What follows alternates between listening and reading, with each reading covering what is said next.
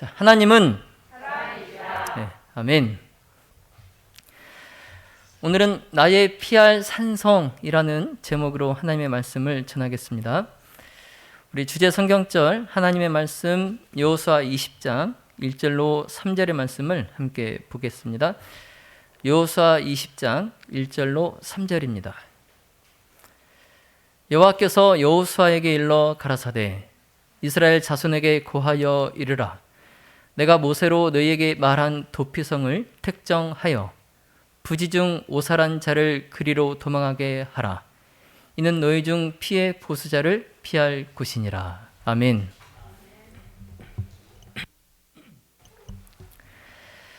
우리가 지난 시간에 이스라엘의 가나안 정복사와 또 그 땅의 분배 과정을 살펴보았습니다.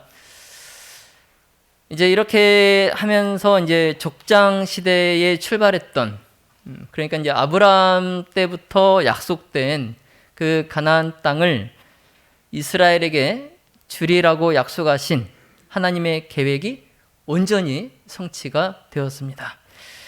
아브라함 이후로 참 수많은 세월이 흘렀죠. 참 수많은 세월이 흘렀지만 결국 하나님은 당신의 약속을 어떻게 하셨습니까?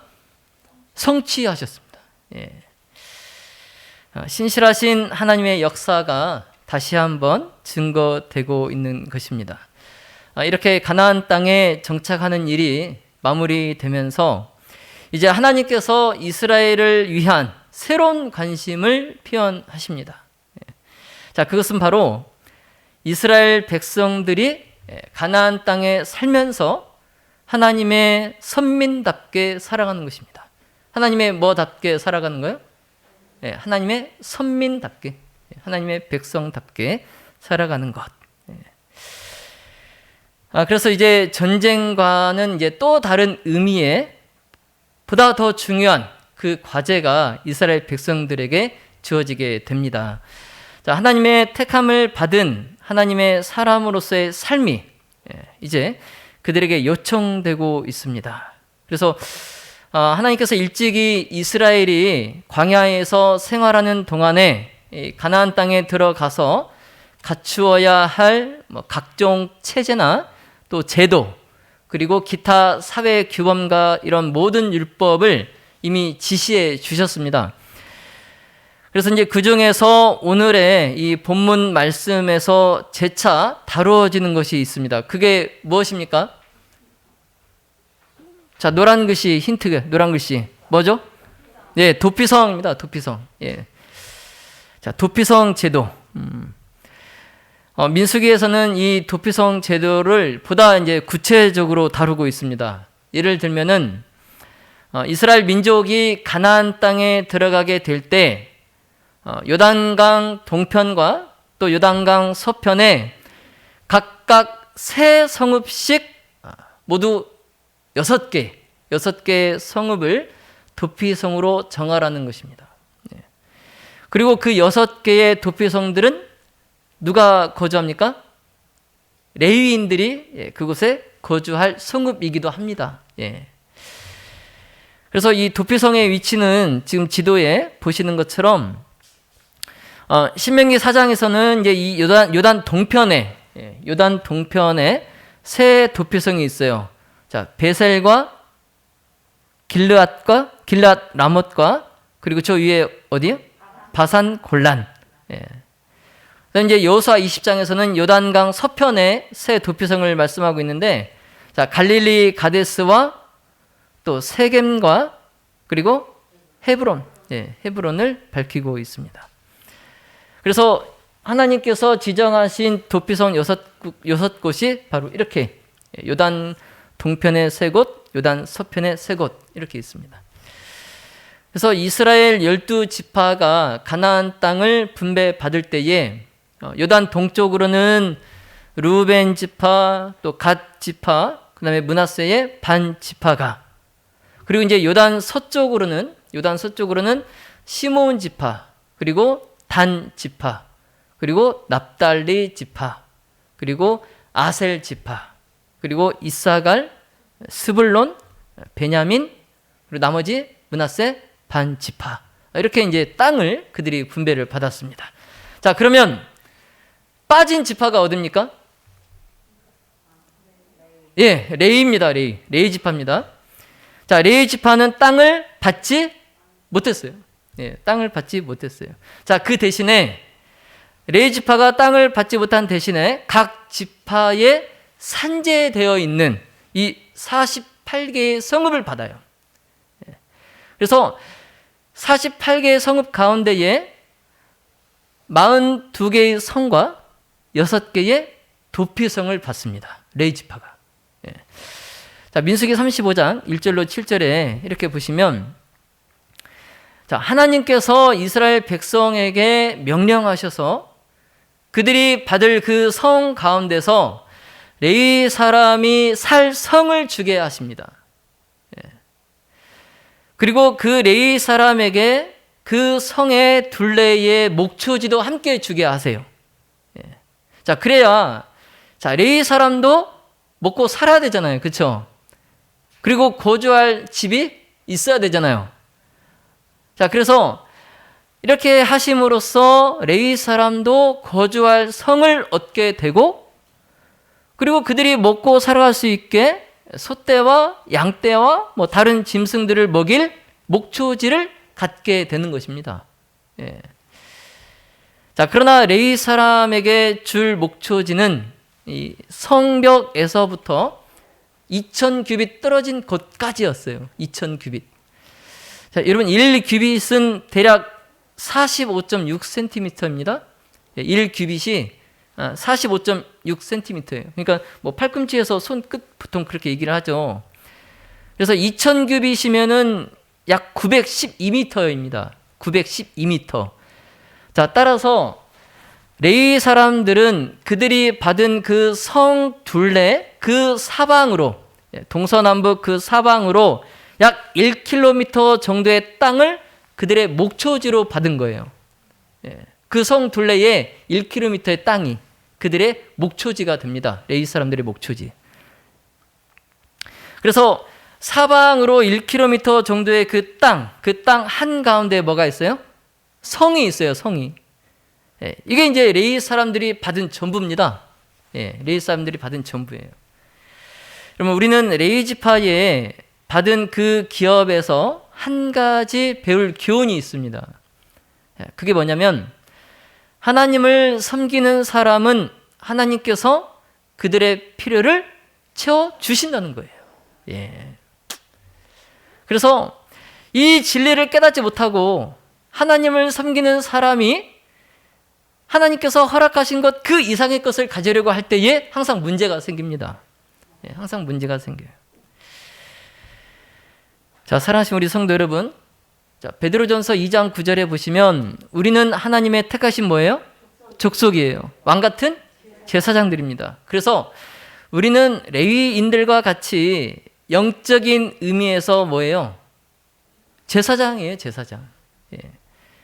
자, 따라서 우리에게는 교회의 보존과 또 이 공동체의 영적인 정결, 그리고 이 이웃들에게 우리가 선지자적이고 예언적인 그러한 사명을 감당해야 됩니다.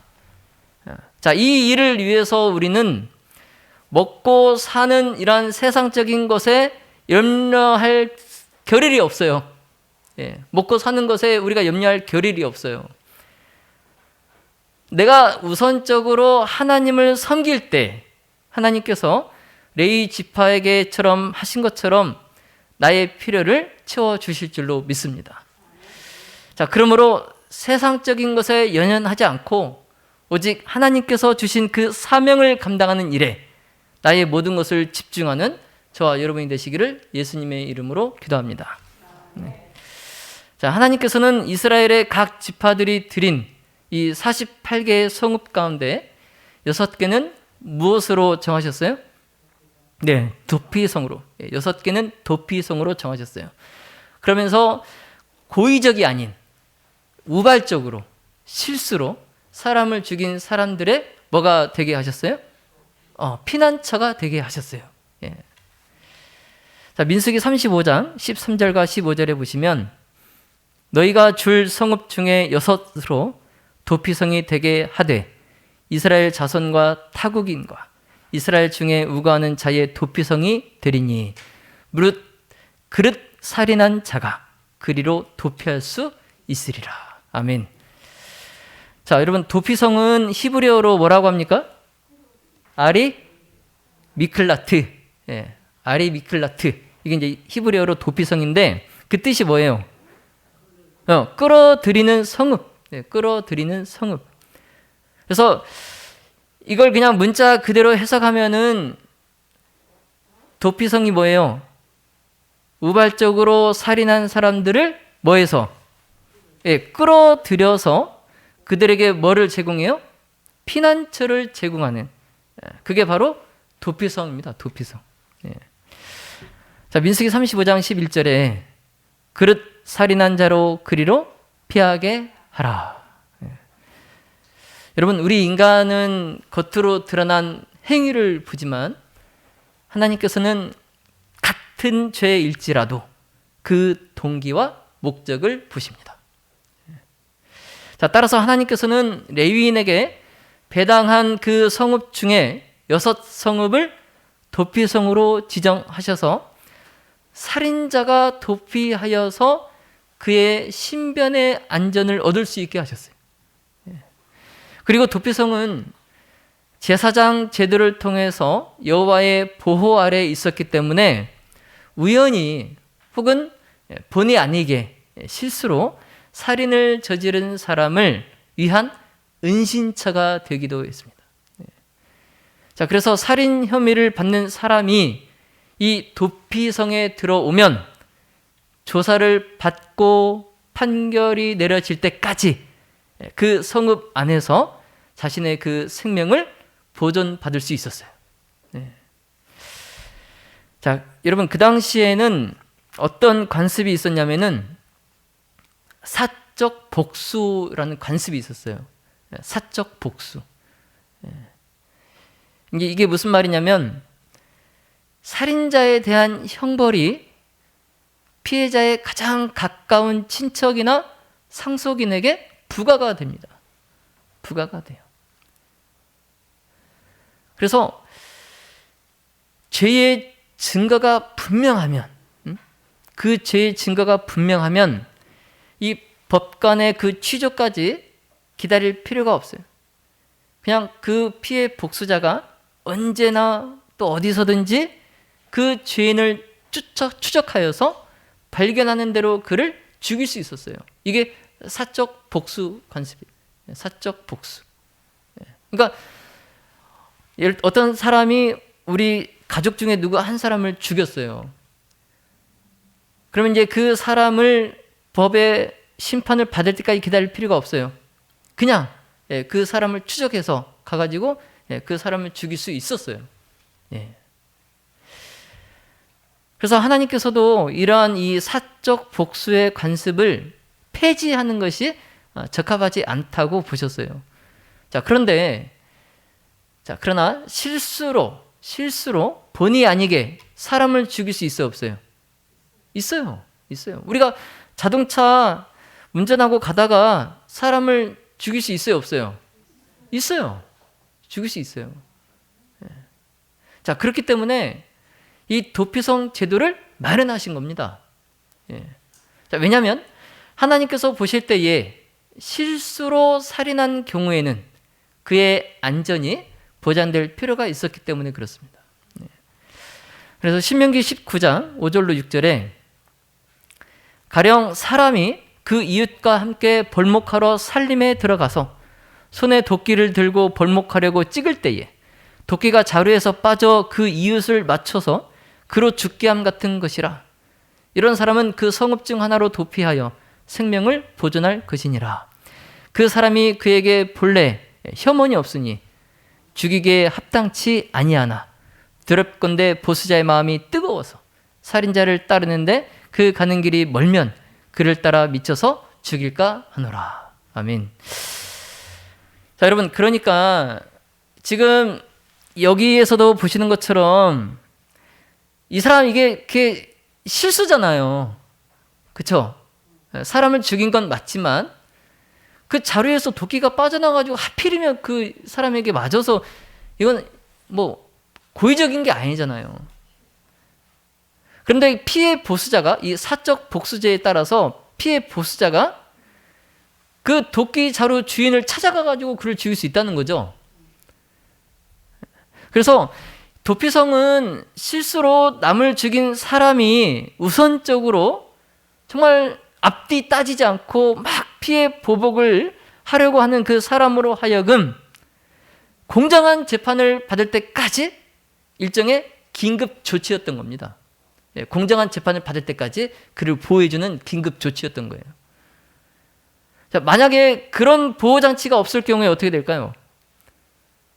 고의성이 없는 살인이라 할지라도, 실수에 의해서 저지른 살인이라 할지라도 앞뒤 사정을 고려하지 않고 보복성 그 살해를 당할 수가 있는 거예요. 눈에는 눈, 뭐 이에는 이. 네가 사람을 죽였으니 너도 죽어라. 이런 거죠. 그런 보복성 살해를 당할 수 있기 때문에 고의성이 없는 이 살인자에 대한 하나님의 은혜적 차원과 함께 또 인간 생명의 그 고귀함을 강조하는 하나님의 사법 제도라 할 수 있습니다. 자, 이 도피성은 하나님께서 지시하신 대로 사고를 저지른 도망자가 피하기 쉽고 또 도망자가 빨리 볼 수 있는 곳에 마련되었습니다. 말만 도피성이지 어디 산속 깊은데 막 지리산 천왕봉 이런 데다가 도피성을 해놓으면 갈 수 있어요, 없어요? 못 가죠. 못 가죠. 그래서 얼른 그 성으로 도망가서 피할 수 있게 빨리 볼 수 있는 곳에 도피성을 마련하셨어요. 그래서 도피성은 가나안 땅 어느 곳에서든지 한나절이면 갈 수 있는 곳에 분산되어서 배치되었습니다. 분산되어서 한나절이면 갈 수 있는 곳에 어디 있든지 간에. 그래서 또 이제 도피성으로 가는 그 길은 언제나 평탄하도록 잘 손질하게 하셨어요. 그래서 모든 길에는 또 큰 글씨로 이렇게 도피라는 말을 기록한 그 판을 세워놓고 이 도망하는 사람이 한순간도 지체하지 않고 도피성으로 갈 수 있도록 하셨습니다. 그리고 또 뭐예요? 이 도피성은 누구나 다 이용할 수 있습니다. 히브리인뿐만이 아니라 이방인들이나 또는 그들에게 우거하는 자들이나 또는 누구든지 이 도피성을 이용할 수 있도록 하나님께서 열어놓으셨어요. 자, 이렇게 도피성으로 피신한 사람이 이제 우선적으로 할 일이 있어요. 그게 뭐냐면 자신의 무죄함을 도피성 장로들에게 진술하는 거예요. 자신의 무죄함을. 자, 그래서 여호수아 20장 6절 그리고 민수기 35장 24절에 이렇게 기록한 대로 살인자가 회중 앞에서 재판을 받기까지 그가 보호되어야 됩니다. 그리고 그곳에 올바른 집권자가 그 도피자의 사건을 공정히 심판하여서 그의 유죄가 드러나면 이제 피해 보수자에게 내어 주어서 그로 형벌을 받게 하고 고의적으로 살해하지 않은 즉 오살한 것으로 무죄가 그 도피자의 무죄가 판결이 되면 그를 도피성에서 보호하였습니다. 자, 그러나 만일 이 도피성에서 보호를 받던 자가 도피성 밖으로 나가서 이 피해 복수자에게 발견이 되면 그는 이제 여호와의 보호를 무시한 대가로 자기의 생명을 피로 지불해야 됐습니다. 한마디로 이 도피성 밖을 나가서 그가 죽으면 어떻게 돼요? 아무도 책임을 지지 않습니다. 도피성을 벗어나서 그가 죽으면 그 죽음에 대해서 책임을 지지 않아요. 그리고 이제 도피성으로 피신한 사람이 안전하게 출신 성읍으로 그의 고향으로 돌아갈 수 있는 두 가지 조건이 있었어요. 자, 첫 번째 조건은 뭐냐면 그가 회중들 앞에서 재판을 받는 겁니다. 그리고 두 번째 경우는 뭐냐면 당시에 그 대제사장이 죽게 되는 경우예요. 이 두 가지의 경우에 그가 도피성을 나와서 고향집으로 갈 수 있었어요. 자, 먼저 이 전자는 공정한 재판을 통하여서 그에게 무죄가 선언이 되면 그가 도피성을 나와서 고향으로 갈 수 있어요. 무죄가 선언이 되면. 자, 근데 이 후자의 경우는 우리가 어떻게 설명할 수 있을까요? 후자의 경우는. 자, 이 후자의 경우는 당시의 제사 제도와 관련해서 생각해 볼 수 있습니다. 그래서 결과적으로 말씀드리면 제사 제도의 최고 책임자였던 대제사장의 죽음, 그 죽음은 생명을 범한 그 살인자의 죄를 속죄하였던 것입니다. 자, 왜냐하면 죄인이 고향으로 돌아갈 때에 대제사장의 죽음 그 외에는 어떤 것도 성경에서 언급하지 않고 있습니다. 죄인이 고향으로 돌아가는 것에 대해서 대제사장의 죽음 말고는 아무것도 언급하고 있지 않아요. 자, 이러한 면에서 볼 때에 고대 하나님의 백성을 위해 지정된 이 도피성은 그리스도 안에 준비된 피난처의 상징이었습니다. 그래서 이 땅에 그 도피성을 마련하셨던 그 자비로우신 그 구주께서 자신의 보혈을 흘리심으로 하나님의 율법을 범한 자들을 위하여 저희의 그 둘째 사망에서 피하여 안전한 생명을 얻을 수 있는 확실한 피난처를 준비하셨습니다. 자, 그러므로 구약시대의 이 도피성 제도는 곧 이 신약시대의 우리의 영원한 대제사장, 이 땅에 오신 누구? 예수 그리스도의 역할을 표상합니다. 이 도피성이 예수 그리스도를 표상해요. 자, 로마서 8장 1절에 그러므로 이제 그리스도 예수 안에 있는 자에게는 결코 정죄함이 없나니. 아멘.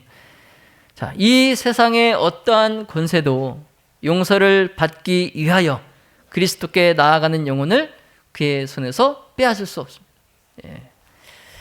자, 따라서 예수님은 우리들이 피하여야 할 도피성이면서 또한 그분의 죽음을 통하여서 우리들이 도피성을 떠날 수 있도록 영적 자유를 베풀어 주시는 영원한 대제사장이 되십니다. 자, 여러분, 의도적이지 않게 살인을 하게 된 사람이 도피성으로 도망을 할 때 그는 이제 도피성으로 가게 되면 이제 언제 다시 고향으로 돌아올지 몰라요. 그리고 다시 그가 사랑하는 가족들에게 언제 올지 모릅니다. 언제 다시 돌아올지 몰라요. 그래서 그가 도망가다가 다시 집으로 돌아와서 마지막 한 번이라도 그 가족을 보고 떠나고 싶어. 마지막으로 가족의 얼굴을 한 번 보고 떠나고 싶어요. 자, 그러나 그는 사랑하는 사람들에게 작별을 구할 시간도 없습니다. 뿐만 아니라 그의 재물과 직업, 그가 지금까지 이룬 모든 것을 이제 버려야 됩니다. 그래서 도피성으로 가는 길을 조금도 지체할 수 없어요. 왜냐하면 자기의 그 생명이 위태롭기 때문에 그렇습니다. 지금 누가 쫓아오고 있어요? 피해 복수자가 쫓아오고 있어요. 조금만 지체하면 어떻게 됩니까? 생명을 잃을 수 있어요. 그래서 안전한 도피성으로 피하는 이 한 가지 그 목적을 위해서 다른 모든 그 이해관계를 다 그가 포기해야 됩니다. 다 포기해야 돼요.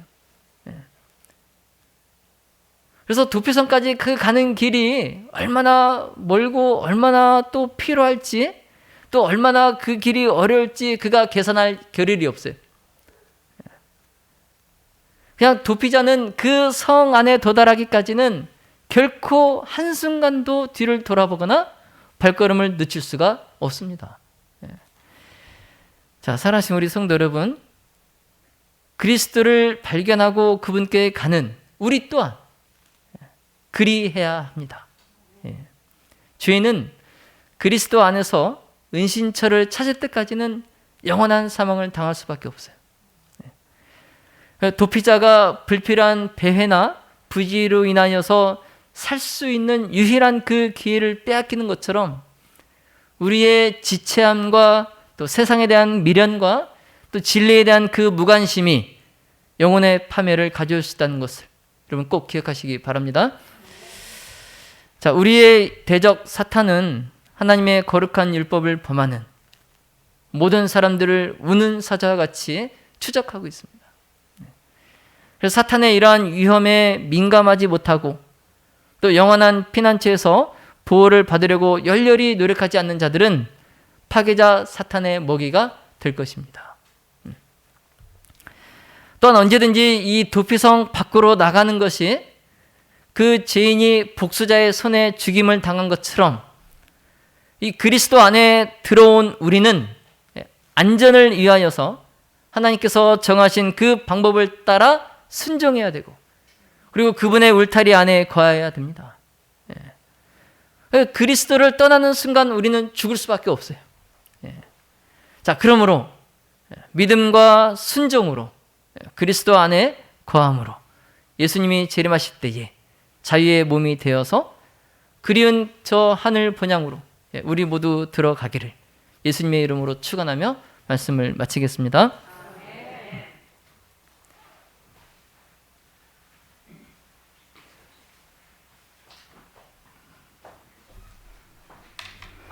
우리 다 같이 368장 찬미를 부르겠습니다. 368장입니다.